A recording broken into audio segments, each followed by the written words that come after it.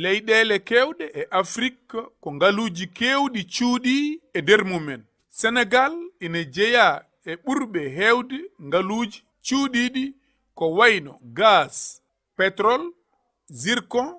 or, phosphate. Nguɗo ngalu fof heewde e Sénégal tolno mum e basal temedere fof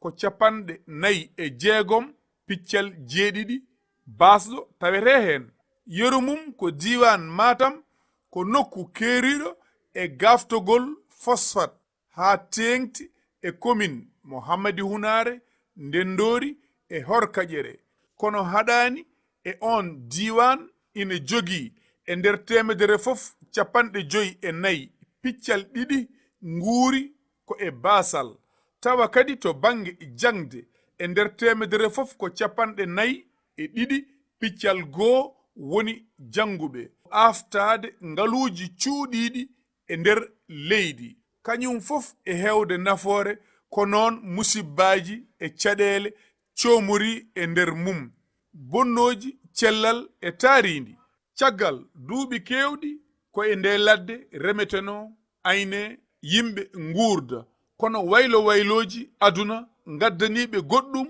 ko ɓe ngowani. Kono ko e 2009 oɗo entreprise biyeteɗo CRPM dillowo e gaftogol phosphate naati e nokkuji mabɓe ma won joni duuɓi 12 eɓe nguuri e on kaya mbeya ha société biyeteɗo Somiva Visrah e nder ladde mabɓe 2014. ɗiɗo entreprise aji ngoni koye commune Hounare Ndendory e Hokaidiere. Kono gila nden fayde joni konngol ko gotol. ɓesguji diwano keɓani fodde munen e ɗiɗo duuɓi 12. Gartam mbele ɓesgu diwano heɓi fodde mum. Société o nde o ari ɗo nde o waɗani respecté code minier ko haali ko, te kadi kamɓe société o kadi mi rawiɗe e l'état o ɓe nangi fuurankoɓe koɓe gone dow ko ɓe ala ko ɓe gandi hen. te effectivement nde ɓe garat nde yimɓe nana tan phosphate kono ganda nafoore phosphate, ganda kadi holko phosphate fewnata, hol nafoore mum, hol inconvénient mum, hol méfait mum, hol effet mum. ɗum fof population anda. ko ɗum tagi eɓe mbaɗa koɓe mbaɗatno ko. haalla waɗi noon kala ko juuti a oppani woni golle bonde, woni golle moƴƴe. sadi golle bonde kam so juuti a oppani ka nangueteɗo. par ce que so wiyama 40,800,000 tonnes ene diwan ene waɗi exploité et puis wona matiére goto yaltata hen, ko matiére aji kewɗi jaltata hen, ko wayno karoje, ko wayno koppuji tabak ɗi, ko wayno vitre uji ɗi, auto ji vitre uji batteɗe galleji ɗi, ko wayno engrais, ko wayno latérite nanɗo ne yalta hen, ko wayno calcaire nanɗo ne yalta hen, goɗɗum ha heewi ene yalta ɗon. par ce que qualité gonɗo ɗo no ko phosphate bio. phosphate bio sa nani phosphate bio ko mélange. phosphate mélange noon ene heewi ko fewnat te c'est naturel et c'est le meilleur phosphate en mbawi wiide du monde. phosphate o kadi ngalu o sa waɗi estimé tonne fof jara ko $1,500. bon par jour sa calcule nombre camion ngaji chargete ɗo henna c'est plus que 80 camions par jour. ɓe paya Dakar ɓe paya Mali. te population o eɓe jiiya camion ɗi jaaha kono ɓe ganda dorne ene ronde tan e newe, kono ɓe ganda holko firti koɓe nawat ko. min kala oɗo hen noon janggumi demal koto société woni ɗo, guesa babiraɓe men gonno ɗon, guesa mamiraɓe men gonno ɗon. ɗum ɗon neɗɗo kay arta e société wiyana waɗa implanté e nokku watta indemnisé leydi. laamu Sénégal nde Abdoulaye Wade yiɗi wadde aéroport Blaise Diagne de Diass, qu'est ce que l'état a fait? waɗi indemnisé kala gonno toon, aéroport wonno toon. aéroport kay ko addata ngalu go fof oɗo min adda ngalu minen ko Allah hokki min. par ce que hamin mbawno jeeyede Mbour walla min jeeye Foundiougne walla min jeeye zone c'est pas où Kolda taw mangoro ko a sakkoto taƴa ñaama ko sas. mais wonɓe toon ɓe hannde mo jiiɗa fof galle mum waɗi mangoroje ƴakkat mangoro. minen ɗo sa yiɗi ƴakkude mangorore il faut payer 1000 francs pour daña hen kiloyel walla 2000 francs. minen ne Allah walli min ngalu woni koye nokku amen, pourquoi min mbatta hen bénéficié? parce que ɗo ɓe ngoni ɗo ko gese jamen ɗon min ndemanno an hoore ma andi a remi ɗon eɗen gandi kadi nde ndematon ɗon nde eɗen keɓano gawri kala demono ɗon ɗon ndungu a heeɓi gawri kala baɗɗo ɗo guerte a heeɓi guerte kono min gandano ndekali nder leydi ndi ene waɗi ngaalu ɓuri ni komin keɓata komin kutorto ko so neɗɗo hepti endudu muynanoɗa e yumma yo ƴew bibboron hokkuma kono kepta endudu muynanoɗa e yumma jomum salo ittude bibboron tottuma an jaaha tenkuya banden sene yooɗi faɗɗani min ngala ɗo min ndemi min ngala ɗo jawda men oori min ngala hay nokku kala gueɗal min joguino e Hounare société ji ngari jooɗima kepti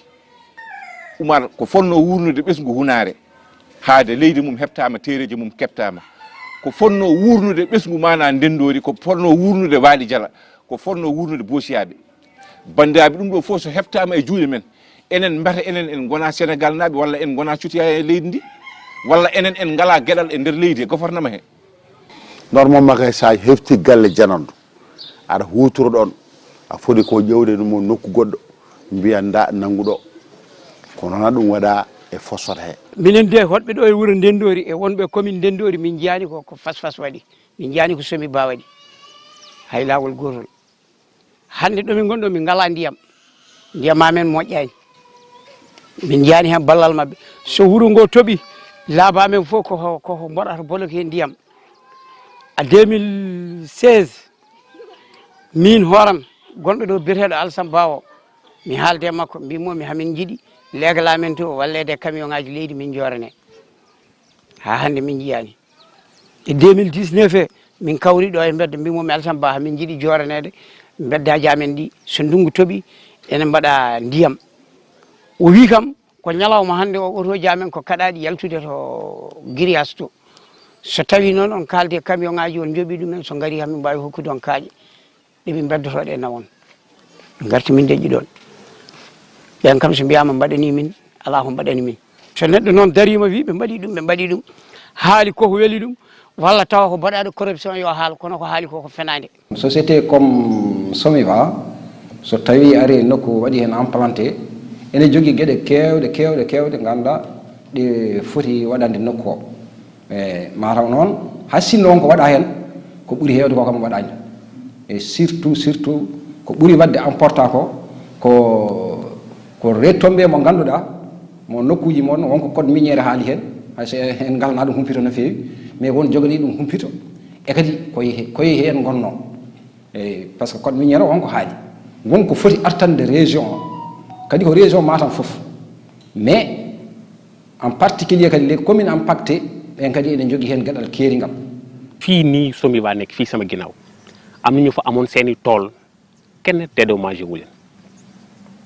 ñuy alerté à l'époque aussi vraiment autorité administrative yi elles étaient sensibles amoon nañu yëg-yëg ci loolu ñu commencé ñoom it di ci dox ay jéego bi lan la dañuy commencé ñëw gis population yi jéem a xool ñan ñoo fa am tool ak ñu fa amul tool mais opération boobu antuwul ndax ay jafe-jafe recensé kan moo fa am ak ku fa amul antuwul aussi parce que aussi ku ci nekk da ngay bëgg a dox ak sa intérêt bopp antuwul tamit parce que des fois aussi am na ci yenn autorités yoo xam ni du mu tudd benn tour nag au niveau local seeni intérêt ñoom it lañ moom lañ tegoon au devant finalement loolu sottiwul ko jiibi hakkillaji ummini ɓerɗe holno gasirta isinaji ndaro e nokku fodde duuɓi limtinɗi ngalana ngartam yimɓe ɓe mbele ala moojere wonde hakkunde ɗiɗo sociétéji e hilifaɓe nokku o mbele haɓe kormi foddeji remoɓe aynaɓe leydi ndiɓe jiimidi hakkunde mabɓe l'état o ko contrat ɓe ciñini contrat o ene waɗi sardeji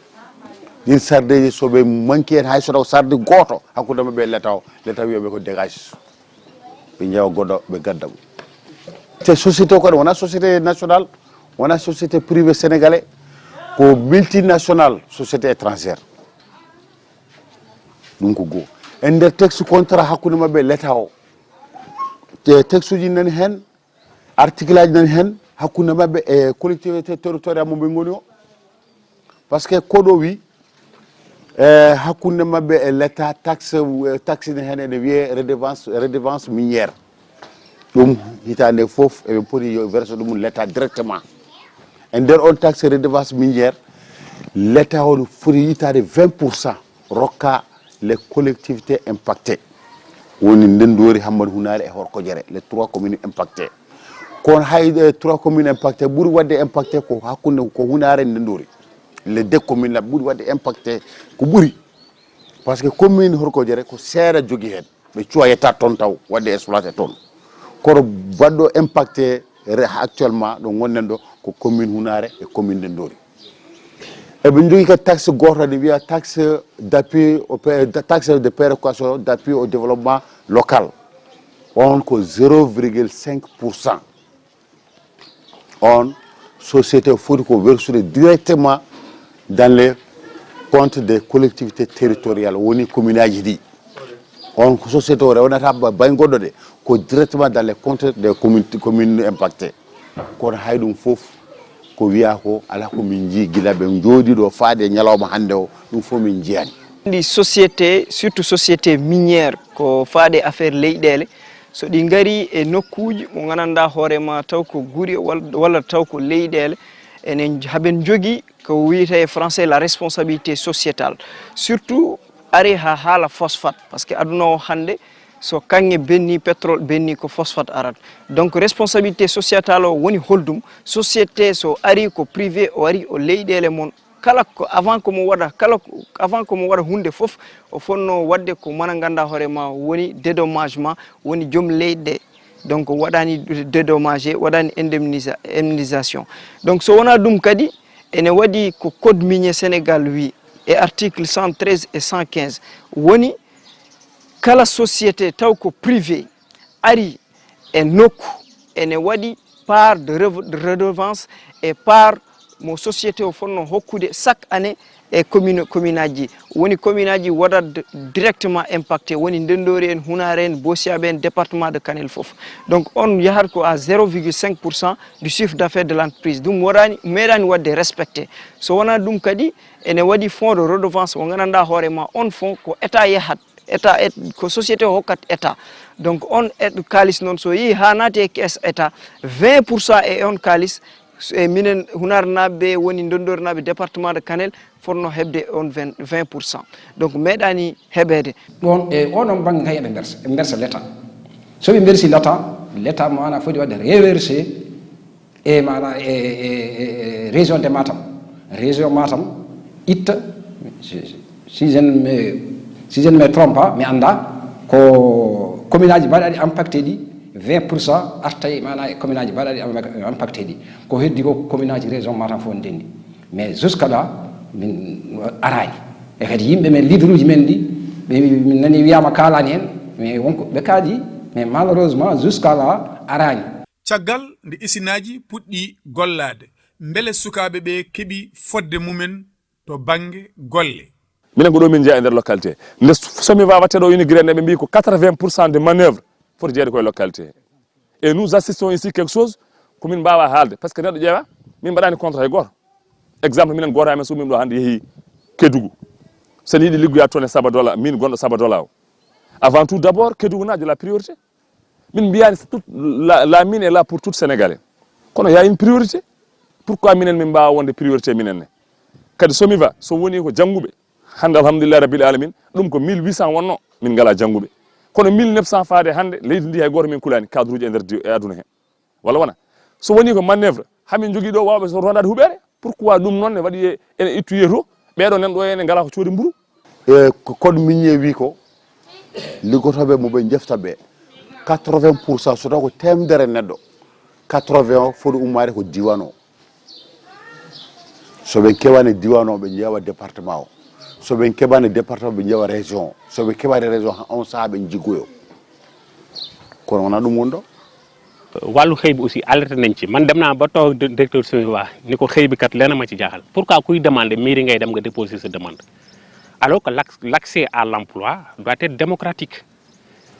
waroo jaar ci maire wala nga jaar ci mairie pour mën a liggéey SOMIVA mu ne moom ca boppam mu wax ma ni moom loolu yëgu ko ma ne ko defal sa enquête loolu moo am xam nga loolu déjà benn problème la parce que bu fekkee dañu dañoo déposer demande mairie Hounare ak luñ leen mën a waxal ci lu baax duñu mën a jël koo xam ni àndut ak ñoom la même chose à Ndendory sax xam naa fa koo xam ne sax da doon liggéey parce que àndut ak maire bi ñu génne ko ci liggéey bi xam nga loolu aussi ça ne garantit pas un accès démocratique donc à l'emploi boobu mooy benn problème bi beneen problème bi c'est vrai que SOMIVA aussi pour nga liggéey fa il faut nga am yenn qualification sinon yow emploi précaire nga fa mën a am loolu moom dëgg la parce que mënoo aussi xam nga indi investir ay milliards indi jox ko ñoo xam ne amuñu qualification bi mais tamit c'est que dafa manqué transparence bu doon lépp dañ ko teg ci kaw table bi nit ñi xool dañ xam lu leen tee liggéey SOMIVA mais comme teguñu ko ci table bi da ngay jaar ci diw wala ci diw pour nga mën a liggéey foofu wala ñu gis benn famille boo xam ne ña fay yeewoo ñëpp ñu ngi sol tenue di liggéey SOMIVA mun nañ wax ni que ni ñuy jëlee liggéeykat yi jaarul yoon. aɗa andi usine ko masal tan kono usine ko kañum jeeyi usine mum mairie jeeya usine ɗum il faut que ça soit clair mais noon won masallaji mbaɗanoɗi hen est ce que a faami masallaji ɗi woni no ɓe ƴettirta ni bon feewani woda tan ɓe gara tan ɓe ƴetta tawa won leeɗe mana jiyani hen koye mum haydara min mbi joni mbaɗenda min kalde mabɓe min mbi mbaɗendani joni mbaɗen liste sen mbaɗi liste min mbaɗen leeɗe ɗe jontanɗe waɗi on cuwata on ƴeftude contrat ji nanggo toon mana ko liggey temporaire leeɗe ɗe so ngal o leegal nawi yimɓe joyo keesen paaɗo yimɓe ngal leegal nawa yimɓe joyo mana ɗum woni noon min ƴefti ɗo ɗeɗon liste mana min gaddi ɗo finalement ni waɗino ɗumunaji mum seeɗa mais caggal mum min hooram heɓti liste ɗe ko min jogui liste ɗe kala leegal jontagal ko mino addanta liste ɗe so addani kam liste ɗe mi waɗa Hassane Ba message ɗan sa ngal leegal yimɓe mum liggo 15 jours o so 15 jours o timmi leegal gongal kadi adda liste mum kadi mi waɗa message ko noon woruno bo ha noon ñanden ko rafi o ari ko nde no wiyete wonno toon ko base uji naaɓe so jalti mana ko nde ko jiiguinaɓe heddi balɗe ɗiɗi neldumomi message sukaɓe jiiguinaɓe fotɓe arde toon ɓe téléphone mbi monsieur le maire waɗ jaam par ce que wonko kewi wonko ummori min dow ɗo e 18 heures maɓe nodde o 18 heures kanko Hassane Ba o noddi kam o pour affaire rafi o pour le moment wonnoɓe gaaɓe yo keddo ga par ce que minen hay yimɓe amen wonnoɓe Dakar mbiyama woto ngar donc noon woɓɓe woto ngar est ce que a faami min ɗon kadi min mbawa ɗum salade ko gonga par ce que hay yimɓe ɓe wonnoɓe toon Dakar donc noon nde yeehi ha caggal mum ha rafi o usti mbimiɓe joni ɓaadirusi ɓamten mbaɗen no mbaɗanno ɗen 15 jours o wi ala wonɓe gaaɓe en dokkama contrat ji yimɓe comment fait-il wonɓe gaaɓe en dokkama contrat ji gogani kono enen kay wonɗo kawrunden soɓen dokke contrat ji kay minen amin poti tinde kam par ce que ko minen komin mbaɗano ko masal tan jokkere en ɗam gogani min jeeya usine o ko masal o wi après muma de ko minen ko ummori min ko dow voilà on ɗon kam ko noon wayi so wiyama noon mana ko mairie ndi nawata tan ko yimɓe mum ɗum ko fenade par ce que min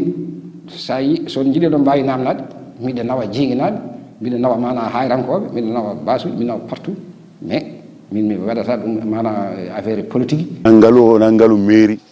ko ngalu diwan o fof ngalu Sénégal fof sa jeftama toon sa ala diplôme gonta ko gardien joguiɗo diplôme wona pointeur te salaire aji ɗi kadi ko salaire aji minable salaire aji esclave koɓe joɓete ko esclavage par ce que kala ɗo 20 personnes foti liggade ɓe mbaɗo 5 personnes te heure liggey o kadi c'est pas ça ɓe mbaɗa respecté législation du travail gumma galle ma puɗɗoɗa liggey 7 heures ha 18 heures woɓɓe puɗɗo liggey 7 heures ha 17 heures 10 heures temps 12 heures temps ɗum wona normal temps de travail ko 8 heures sa ɓenni 8 heures o kala ko fayi hen ko heure supplémentaire afoti yoɓede ɗum taw ɗum jiite salaire ma caggal nde ɓesgu ngu wasi yitade e hoore mum e kala fannu e ɗiɗo isinaji ko ɗum saabi sukaɓe nokku o dari ngam yoltude hujjaji munen ɓe mbaɗi manifestation mawɗo ñande 5 août 2020 on manifestation noon ko yamirore sous-préfet kono haɗani ɗon ɓe mbaɗi manifestation ɗiɗaɓo ñande 30 septembre 2020 on manifestation jibini luural mangal hakkunde sukaɓe communaji tati ɗi e hilifaɓe ɓe. ɗum tagi noon min puɗi ko masalaha min kalde directeur général de la SOMIVA o wima o waɗa hunde o waɗani hunde ɗum saabi min mbaɗi marche première marche pacifique min mbaɗi marche o machallah yimɓe fof nani min aduna fof nani min ha président nani min ɗum benni kadi o waɗani réagir eli lokkoji mbaɗani réagir ɗum tagi yimɓe mbaɗi passé à la vitesse supérieure. Première manifestation sukaɓe dokkama autorisation ɓe mbaɗi marche mabɓe hano hanirni waɗani dille haala ko bonna hen waɗani violence mi horam kaldoma o je peux pas cautionner violence mi yadata e violent mi yadata kadi e violence kala ɗo violence woni mi haɗa ɗum par ce que ala ko violence wawi wadde réglé sa yi deuxième manifestation waɗi violence laamu ene jeeya hen part de responsabilité mairie ndi ene jeeya hen part de responsabilité koko tagi mbimi ɗum sukaɓe jeehi ha sous préfecture mbaɗi déposé demande d' autorisation ɓe dokkama récépissé firti dossier ji mon ari ha to juuɗe meɗen min keeɓi mamin dokku on autorisation caggal ɗum sukaɓe nde min jeehi ko groupe goɗɗo ari caggal mabɓe ɗo sous préfecture ɗo waɗi déposé kadi kamɓene lettre mabɓe wiide so sous préfet rokki sukaɓe autorisation jour marche o kamɓene ɓe mbaɗi violence contre violence ɓe namnima autorisation i kadi ɓe dokkanoma autorisation par ce que ɓe keeɓi récépissé ɓe dokkanoma autorisation marche pacifique ɓe namni ɓe dokka responsable mabɓe jeeyi toon namni dokka bon au retour nde ɓe garti min probléme men mo gonduɗen hannde o probléme men vraiment probléme mo ganduɗa ene tampinen oɗo saaha réseaux sociaux yoga e mabɓe naate réseaux sociaux somin mamin banni mamin battuni mamin banni mamin kel mamin banni mamin bon ɗum ɗo autorité en ɓe nani ɗum ɓe mbino mais sanoma piɗi taadi ko noon min mbaɗan annulé marché o ɓe mbaɗi annulé marché ɓe nodda ɓe mbiyama marché ɗe marché ɗum ɗo ɗum waɗama annulé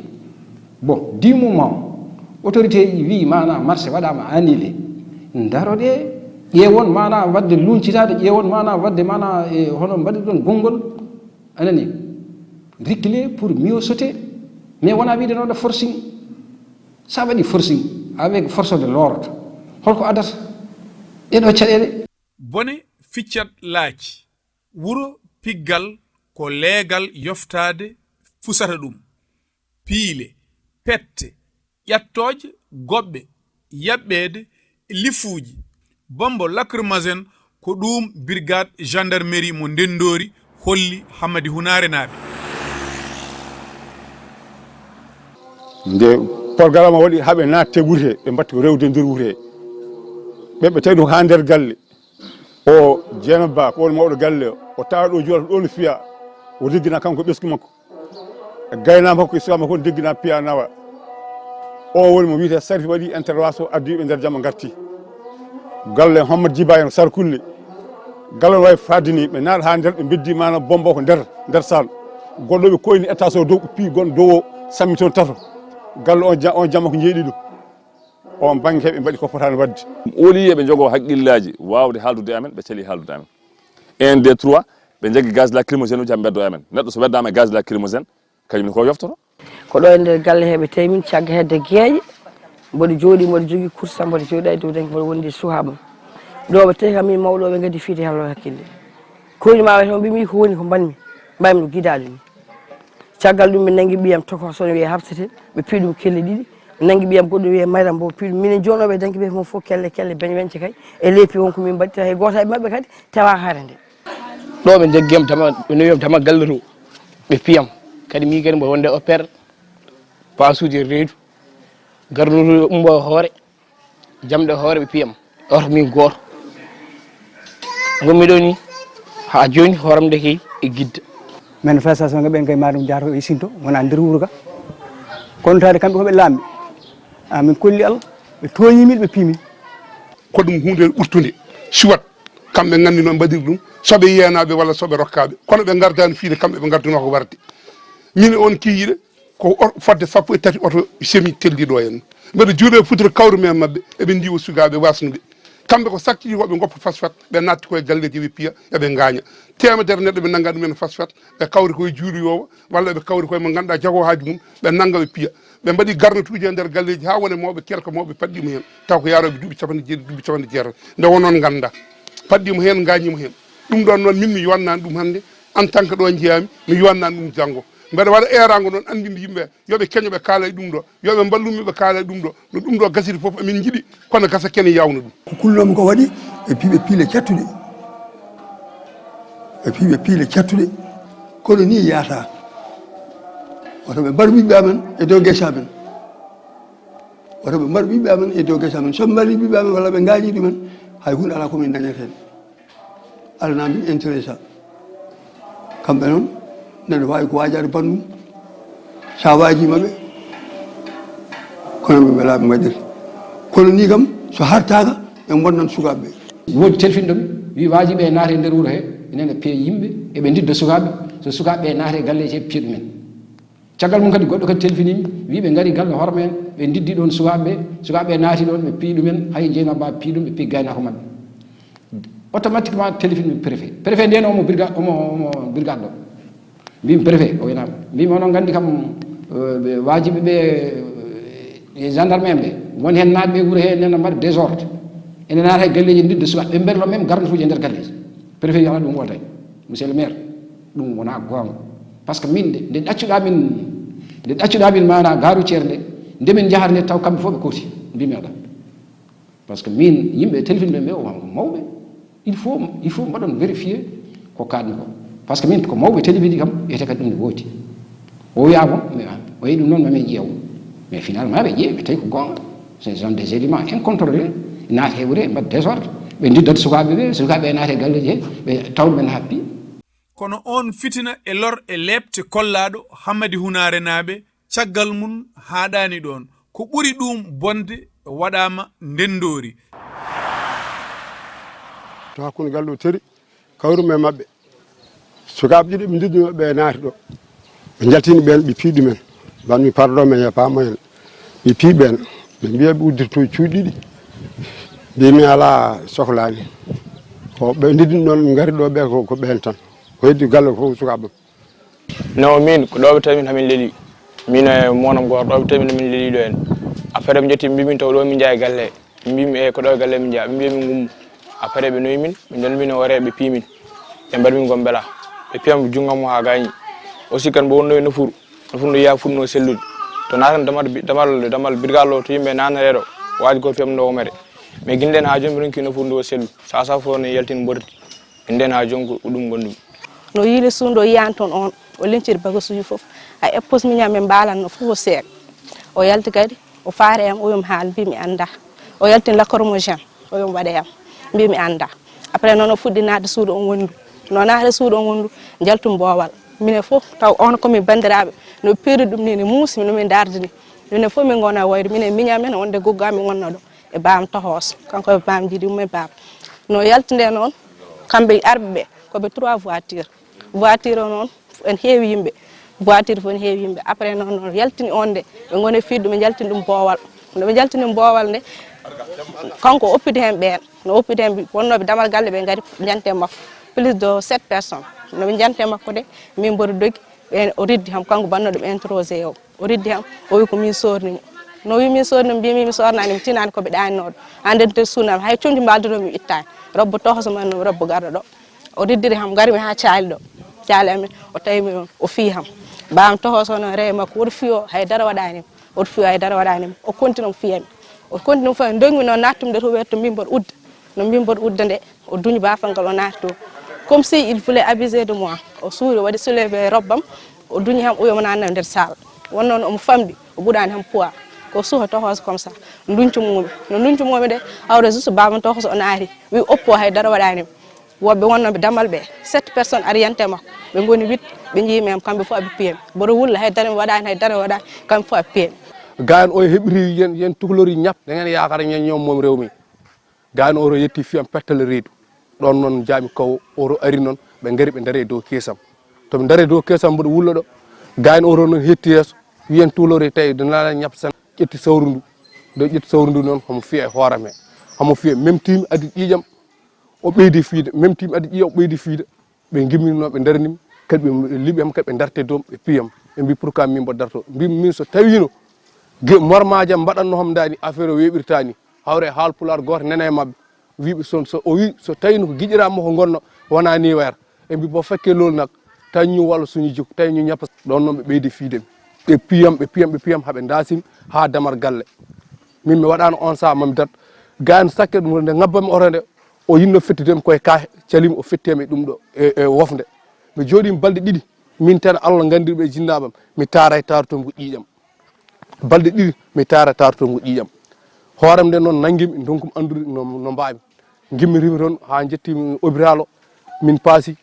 avant komin gimmo hôpital to ni hamin gara hôpital ga commandant o heɓɓiri min naati nder wi yen tuhlori ñap ne yahata yen ñommomri o jaggi min noon o jaggi ham jogi poftol jamdi poftol ngol wonno poftol tan wonno o ƴetti jamɗe o bokkodiri o rewamin hamo larbomin hawre gan goɗɗo police arrivi piggal ngal yoni min gonɗon ha ɓo ɓe mbi gimme soɗe ndemuya ni min wi ɓaade ko noon yomin ndemu min jaaha min ndemuya kanko biyeteɗo bawo o yetti o wi gayno gareme foton min mbi ala o wi onon porano haalde onon kay darɗe min foton comme no ƴetto waɗoɓe estati ni o wi darem foton min dari o fori min ha paari min mbiya min jaaha gan goɗɗo e yeeso deba abdourahmane ya gan goɗɗo nan ɗon police dabɓo o wi ñi hay duñi deme ni harmo wotta ñoom o yo addi rosowal big rosowal pembirte nafɗi mbawa hay fembude hoore o addi ɗum o wiyama gursir min jaɓani gani goɗɗo o addoy toon keltunel vert jungel seeɗa o ɗise e nder rosowal bi o andi foti forani o wona gursirde koyamen de min kam keɓri mbimi a gañi min o wi amo fi wax dégg naa ngeen wax da ngeen lakk commune bi bés bi leen lakkee commune bi dinaa leen ñap seen ala wona e même jour ma manifestation o gasi ha paari ñande aljuma nden ɓe nangi min ɓe piimin ça veut dire so woni no manifestation ɗo ɓe jaggunoɓe piimin